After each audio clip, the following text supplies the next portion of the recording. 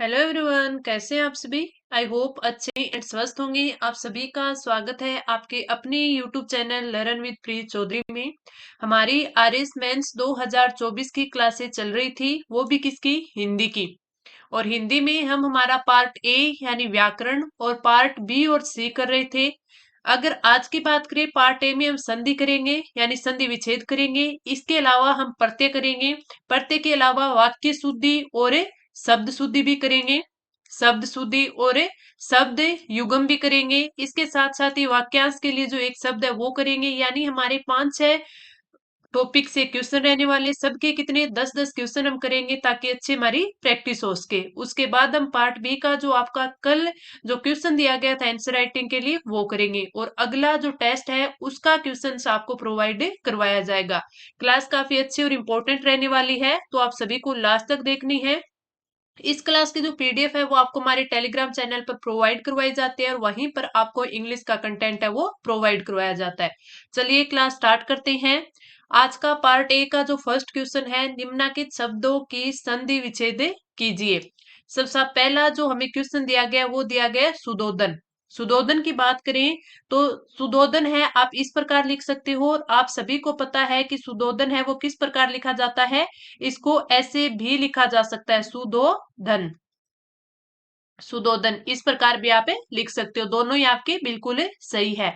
इसकी संधि विच्छेद की बात करें तो आप लिख सकते हैं शुद्ध, शुद्ध प्लस ओदन, शुद्ध प्लस ओदन। आज आपको जो ये शब्द लिखे गए इनके जो जिंग जैंग से एक रेड लाइन दिख रही होगी, ये रेड लाइन जब अपन एमएस वर्ड में ऐसे क्वेश्चन या कुछ टाइप करते हैं तो कई बार दिखाई देती है। तो इसको देखकर आप ये ना सोचे कि कहीं इसे अशुद्धि में लिखा हुआ है, ऐसा कुछ नहीं है।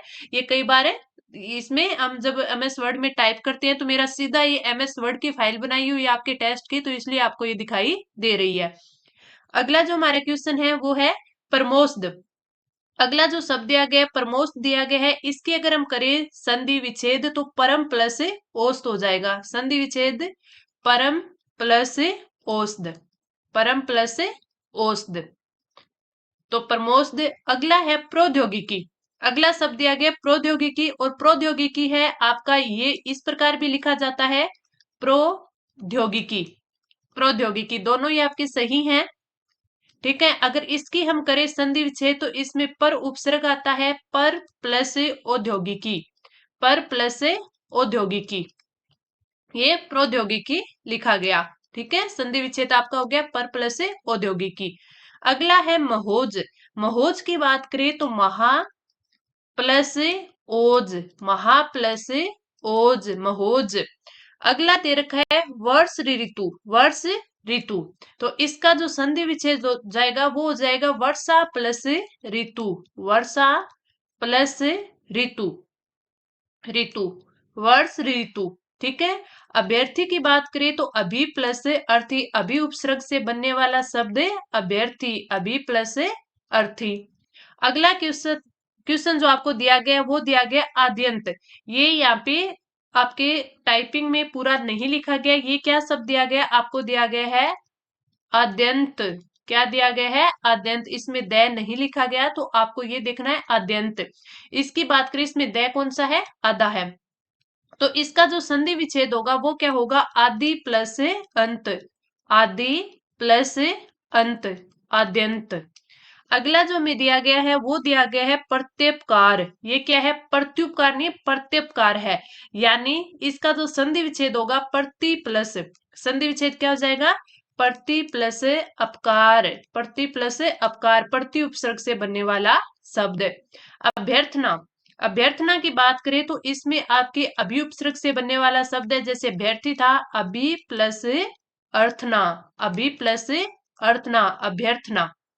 अगला है गति अवरोध। गति अवरोध का क्या बनेगा, गति प्लस अवरोध, गति प्लस अवरोध, गत्यावरोध। तो ये आपके 10 संधि विच्छेद के हमने एग्जाम्पल कर लिए काफी अच्छे से। एक बार आप फिर देख सकते हैं।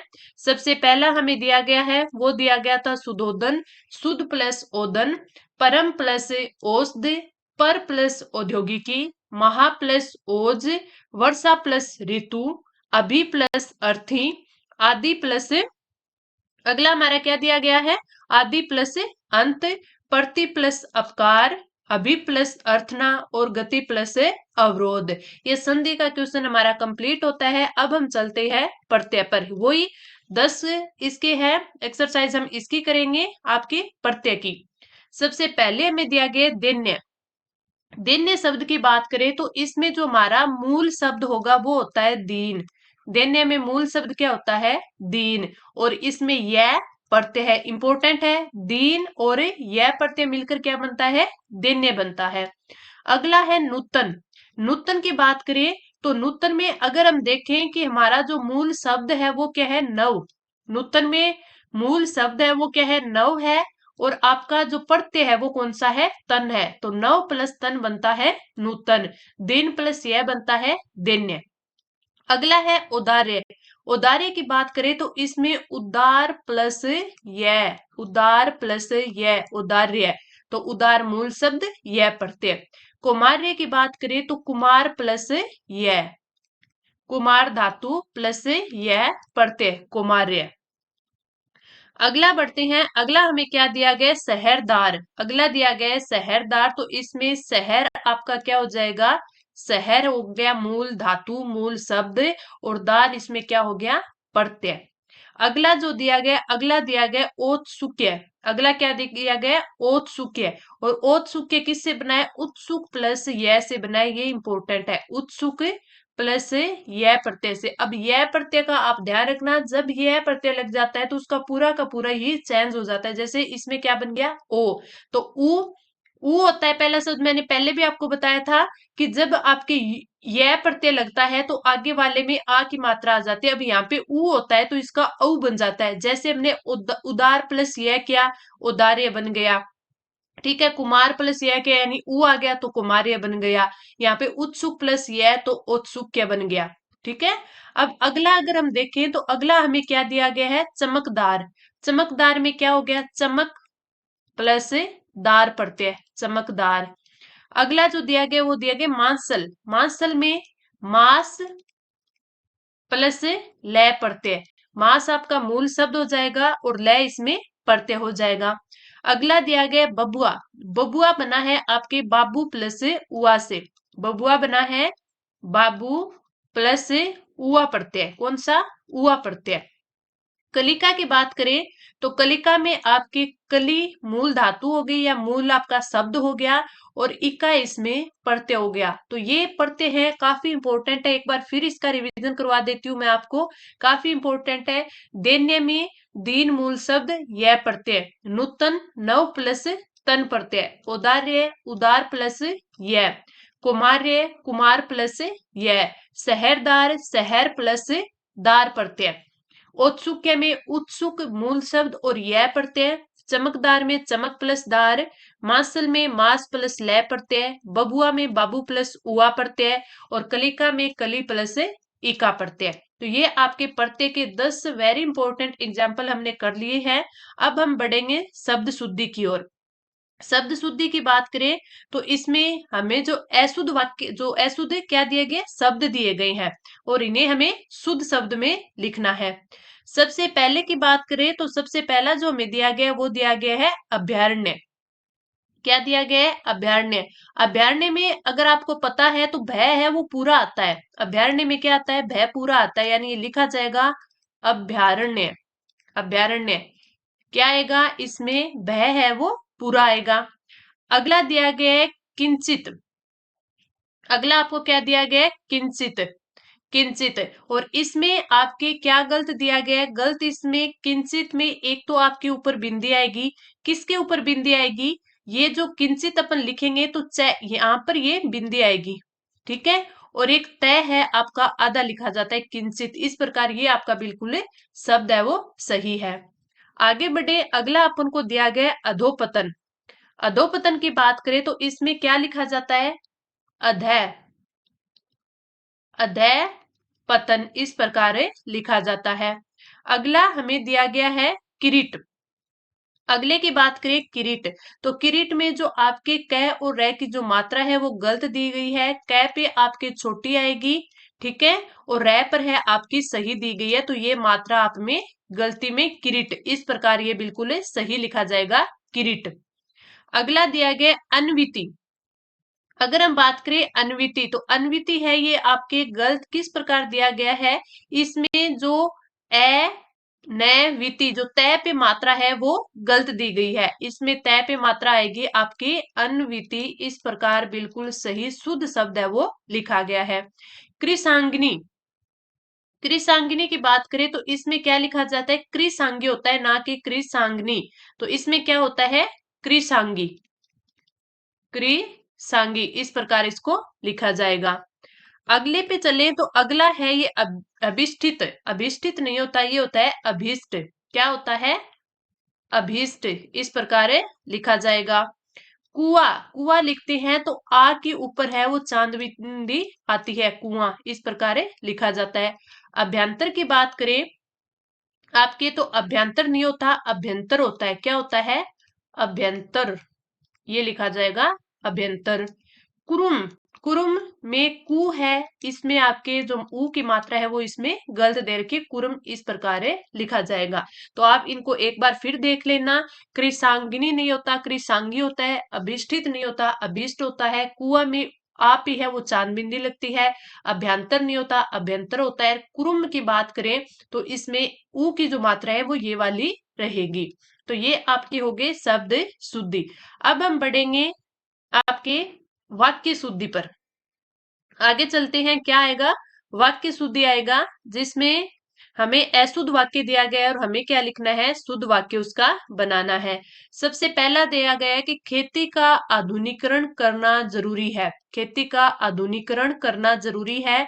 तो इसमें आपका क्या आएगा, खेती का आधुनिकीकरण जरूरी है, करना है ये अनावश्यक चीज इसमें लिख रखी है, तो ये करना है वो नहीं आएगा। आपको सिर्फ क्या लिखना है, खेती का आधुनिकीकरण जरूरी है, इतना आपका बिल्कुल सही हो जाएगा। सुभद्रा कुमारी चौहान बड़ी जीवंत कवि थी, सुभद्रा कुमारी चौहान बड़ी जीवंत कवि थी, तो हम सभी को पता है अगर ये लड़की है तो कवि नहीं आएगा, यहाँ पर क्या आएगा कवि, कवि की जगह क्या आएगा कवित्री, क्या थी कवियत्री थी। ये भी आपको कई बार पता है, मैंने कल वाले टेस्ट में आपको ये लिखवाया था कि कवि यत्री नहीं होता, ना ही कवित्री होता है, ये कवयित्री होता है, यानी यह भी है वो आपके क्या आती है, आपके मात्रा आती है। तो सुभद्रा कुमारी चौहान बड़ी जीवंत कवयित्री थी, आपका बिल्कुल सही आ जाएगा, यहाँ पे कवि की जगह आ जाएगा कवियत्री, ठीक है, ये आ जाएगा।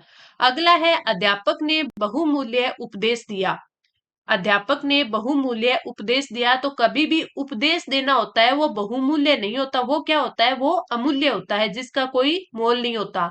तो आप लिखोगे अध्यापक ने, अध्यापक ने अमूल्य उपदेश दिया, अमूल्य उपदेश दिया, तो बहुमूल्य की जगह क्या आ जाएगा अमूल्य आ जाएगा। आगे बढ़े, अगला जो अपना क्वेश्चन है वो है उसकी बातें सुनकर मेरा तो सिर चक्कर काट गया, उसकी बातें सुनकर मेरा तो सिर चक्कर काट गया, इसकी जगह क्या लिखा जाएगा, उसकी बातें सुनकर मेरा तो सिर चकरा गया, मेरा तो सिर चकरा गया, चक्कर काट गया नहीं हो गया, क्या हो जाएगा चकरा गया, क्या होगा चकरा गया। आगे बढ़े, अगला है हाथी के सूंड पर घाव हो गया, हाथी के सूंड पर घाव हो गया, तो इस पर क्या लिखेंगे हाथी की सूंड पर, के सूंड पर नहीं, हाथी की, हाथी की सूंड पर घाव हो गया, तो आपकी ये की क्या है गलती दी गई है। अब ये तो अगर एक बार पढ़ते तो हमें तो ये बिल्कुल सही लिखता कि हाथी के सूंड पर घाव हो गया, हाथी की सूंड पर घाव हो गया। अपराधी और निरपराधी में अंतर होना चाहिए, अपराधी और निरपराधी में अंतर होना चाहिए, तो यहाँ पे निरपराधी नहीं आएगा निरपराध आएगा, अपराधी और निरपराध, अपराधी और निरपराध में अंतर होना चाहिए, तो निरपराधी है वो गलत दिया गया है, यहाँ पे लिखा होगा निरपराध में अंतर होना चाहिए।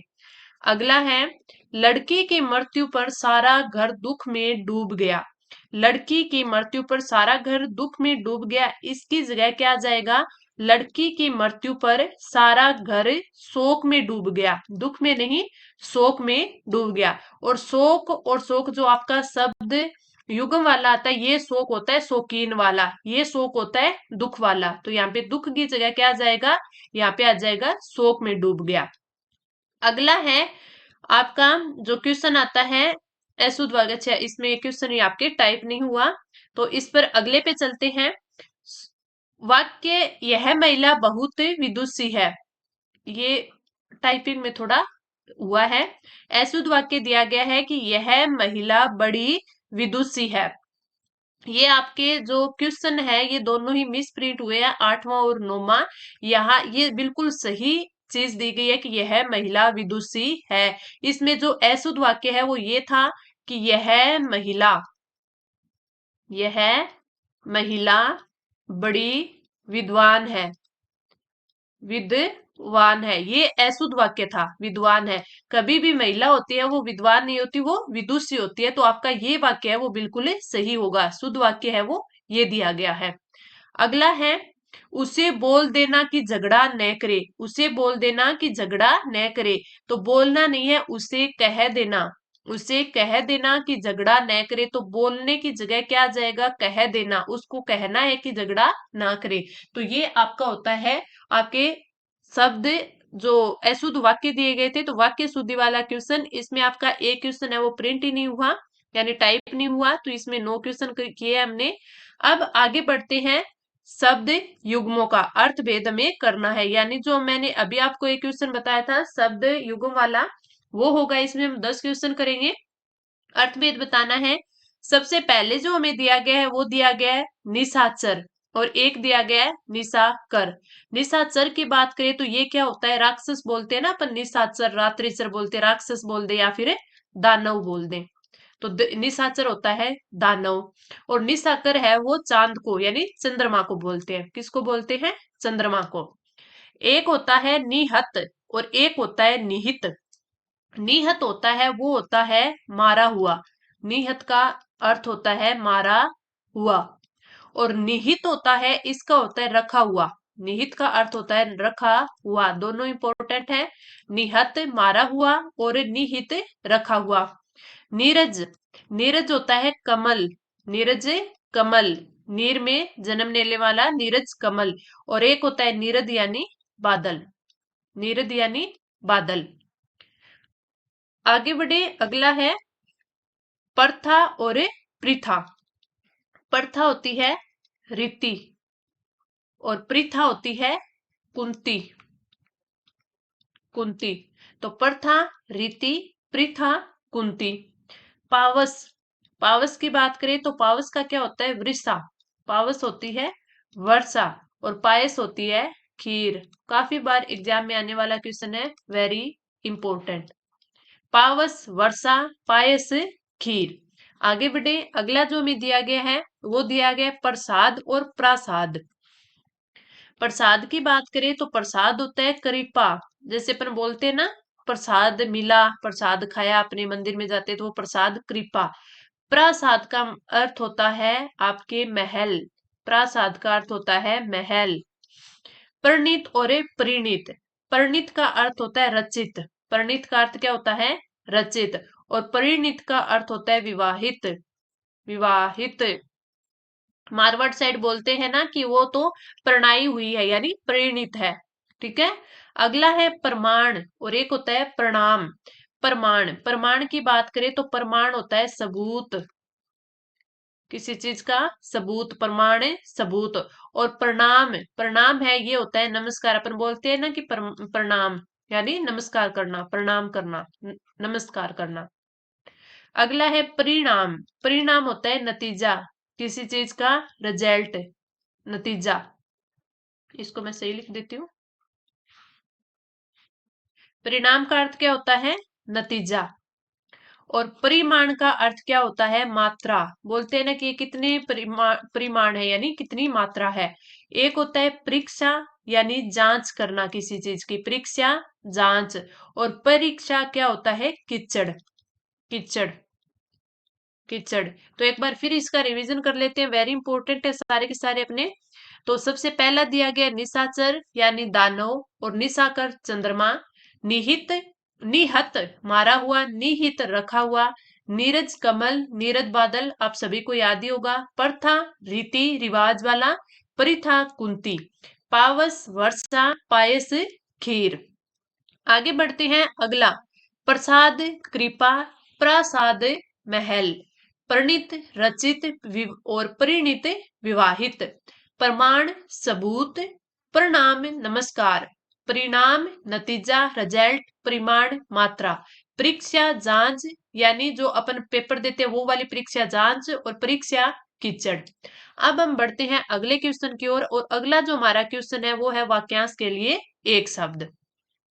वाक्यांश के लिए एक शब्द है जिसमें सबसे पहला हमें दिया गया है कि जो अपेक्षाकृत कम बोलता है, जो अपेक्षाकृत कम बोलता है उसे क्या बोलते हैं, मितभाषी बोलते हैं, उसे बोलते हैं मितभाषी। कम बोलता है वो मितभाषी या फिर अल्पभाषी, अल्पभाषी। अगला आता है, किसी भवन आदि के खंडित होने के बाद बचे भाग को क्या बोलते हैं, किसी भवनादि यानी भवन आदि मिलकर क्या बनता है, भवनादि के खंडित होने के बाद बचे भाग को क्या बोलते हैं, उसको बोलते हैं भग्नावशेष, उसे क्या बोलते हैं, भग्नावशेष। सूर्योदय से पहले 2 घड़ी तक का पवित्र समय वो होता है ब्रह्म मुहूर्त, वो क्या होता है, ब्रह्म मुहूर्त। और मुहूर्त को ध्यान से देख लेना, शब्द शुद्धि वाले क्वेश्चन में आता है ये, तो ब्रह्म मुहूर्त है वो इस प्रकार लिखा जाता है। खाने का इच्छुक होता है वो होता है बुभुक्षु, खाने का इच्छुक बुभुक्षु, बुभुक्षु। क्रमबद्ध इतिहास लिखने से पहले का काल है वो क्या होता है, वो होता है प्रागैतिहासिक, वो होता है प्रागैतिहासिक, प्रागैतिहासिक।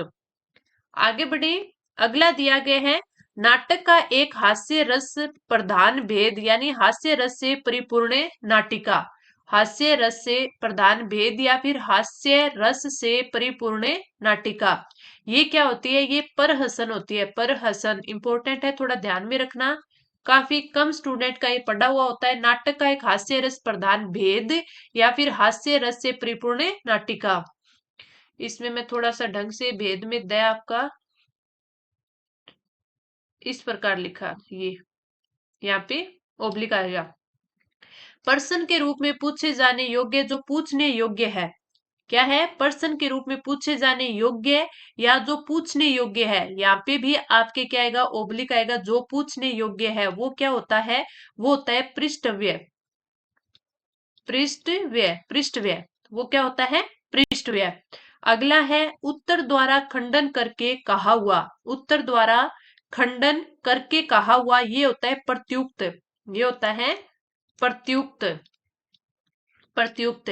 जो कहीं जाकर लौट आया हो या जो जाकर पुण्य आ गया हो वो होता है प्रत्यागत, यानी वापिस आना, प्रत्यागत। एक बार कही बात को दोहराते रहना, वो क्या होता है, एक बार कई बात को दोहराते रहना होता है पृष्ठ पेषण, क्या होता है, पृष्ठ पेषण, पृष्ठ पेषण। तो काफी अच्छे आज वाले आपके जो वाक्यांश के लिए एक शब्द ये रहे हैं, आपको जो याद है वो यही का यही करके जाना है, तो एक बार फिर उसका रिवीजन कर लेना। अब हम चलते हैं हमारे पार्ट बी पर। पार्ट बी में कल की बात करें तो आपको आंसर राइटिंग के लिए दिया गया था एक अनुस्मारक पत्र, जिसकी मैंने थोड़ा बहुत आपको बताया भी था कि किस प्रकार किसको लिखना है, तो आपने अच्छे से इसकी आंसर राइटिंग भी की होगी। अब इस पर विस्तृत रूप से अपन चर्चा कर लेते हैं। सचिव पंचायती राज एवं ग्रामीण विकास विभाग शासन सचिवालय जयपुर की ओर से, यानी जो पंचायती राज एवं ग्रामीण विकास विभाग के जो शासन सचिव हैं उनकी ओर से पंचायती राज एवं ग्रामीण विकास विभाग के जो निदेशक हैं उनको पंचायती राज में जो जिलेवार रिक्त पद है उनकी सूची मंगवाने हेतु एक अनुस्मारक पत्र लिखना है। तो जो पत्र होता है सबसे पहले अपन क्या लिखते हैं, राजस्थान सरकार पंचायती राज ग्रामीण विकास विभाग है, इसका नाम आ गया शासन सचिवालय जयपुर राजस्थान। इस साइड है वो पत्र क्रमांक लिखेंगे, इस साइड है वो डेट आ जाएगी, तो ये यहाँ पर है 15 नवंबर 2023। अनुस्मारक है यानी रिमाइंडर है, तो अनुस्मारक लिख दिया। जिसको पत्र लिख रहे हैं तो वहां यहाँ पर आ जाए, किसको लिख रहे हैं, निदेशक को लिख रहे हैं, तो निदेशक किसके, पंचायती राज एवं ग्रामीण विकास विभाग के। ये क्या है, ये ग्रामीण लिखा हुआ है, ग्रामीण विकास विभाग जयपुर के निदेशक हैं। नीचे लिखेंगे विषय, विषय में विभाग में जिलेवार रिक्त पदों का विवरण भेजने के संबंध में है। अपन संदर्भ यानी रेफरेंस देंगे कि हमारा पत्र क्रमांक इतना था, वो आपने यानी ये 2023 का 415 नंबर ये था, दिनांक 15 नवंबर 2023 को भेजा गया था। कब भेजा गया था, 15 नवंबर 2023 को भेजा गया था। तो यहाँ पर आप ये कर लेना, 5 नवंबर 2023 को भेजा गया था। आज 15 नवंबर हो गई है, अभी तक इसका कोई भी रिप्लाई नहीं आया है, यानी इसलिए ये रेफरेंस दिया जाता है। अनुस्मारक कब भेजा जाता है, जब पहले कोई पत्र है हमने लिखा है, उस पत्र में या तो कोई हमने रिपोर्ट मांगी हो, ठीक है, या फिर हमने कोई काम उनको दिया है, जैसे सब डिविजनल ऑफिस होते हैं ना, उनको अगर कोई काम देते हैं ऊपर वाला ऑफिस, ठीक है, और वो काम नहीं करते तो फिर उनको अनुस्मारक यानी रिमाइंडर डाल के पत्र वापिस से लिखा जाता है। तो हमारा पत्र क्रमांक इतना इतना दिनांक 5 नवंबर 2023 को भेजा गया था, उसी के संबंध में आगे हमने ये लेटर है वो लिखा है। महोदय, कृपया आप इस विषय पर हमारे उपयुक्त पत्र का अवलोकन करें, यानी जो पहले हमने पत्र आपको लिखा था उसका। इसका उत्तर अभी तक प्राप्त नहीं हुआ है। जिलेवार रिक्त पदों संबंधित विवरण आगामी आर्थिक समीक्षा में प्रस्तुत करना है। ये क्या है, आर्थिक समीक्षा है, अतः उत्तर अविलंब भिजवाने की कृपा करें। संलग्न उक्त पत्र के छाया प्रति यानी संलग्न यानी इनक्लोज्ड किया है किसको, जो पहले हमने जो 5 नवंबर को जो पत्र भेजा था, उस 5 नवंबर वाले पत्र की जो कॉपी है, छाया प्रति है, वो भी हम इसके साथ है वो संलग्न करते हैं। फिर उनके यहाँ पे साइन हो जाएंगे, उनका नाम आ जाएगा, उनकी मोहर लग जाएगी सचिव की, ठीक है। तो ये होता है आपका अनुस्मारक यानी रिमाइंडर। अनुस्मारक पत्र आपको बिल्कुल इजी सा है। फॉर्मेट क्या होता है, सबसे पहले आप सरकार का नाम, फिर विभाग का, इस साइड पत्र क्रमांक, इस साइड आप दिनांक लिख दीजिए, जिसको पत्र लिख रहे हैं उनका नाम आ जाएगा, उनके जो विभाग है उसका नाम, जगह का नाम, फिर विषय लिख देंगे, फिर जो संदर्भ यानी किस रेफरेंस में अपने पत्र है वो लिख रहे हैं। जो अनुस्मारक वो तभी लिखा जाता है जब पहले हमने कोई पत्र लिख लिया है, तो उस पत्र का अपने यहाँ पे संदर्भ दे देंगे, बीच में कंटेंट दे देंगे। क्या लिखेंगे कि महोदय, हमने पहले भी उपयुक्त पत्र है वो भेजा था, तो आप उपयुक्त पत्र का अवलोकन करना, और अभी तक जो हमें प्राप्त नहीं हुआ है, तो आप जो रिक्त पदों के संबंधित विवरण है वो आगामी आर्थिक समीक्षा में प्रस्तुत करना है, इसलिए अविलंब भिजवाने की कृपा करें। फिर यहाँ पे हमने जो पिछले पेपर का है वो संलग्न यानी इनक्लोज कर देंगे, और इस साइड है वो अपन क्या लिख देंगे, हस्ताक्षर है, और उनका नाम है, और उनकी मोहर लग जाएगी। तो ये था आपका अनुस्मारक। आई होप आपको अच्छे से समझ में आया होगा। अब हम बात करते हैं नेक्स्ट टेस्ट के क्वेश्चन की। नेक्स्ट टेस्ट का जो क्वेश्चन है वो है आपका, निम्नलिखित अवतरण का उचित शीर्षक देते हुए लगभग 1/3 शब्दों में संक्षिप्तीकरण करना है।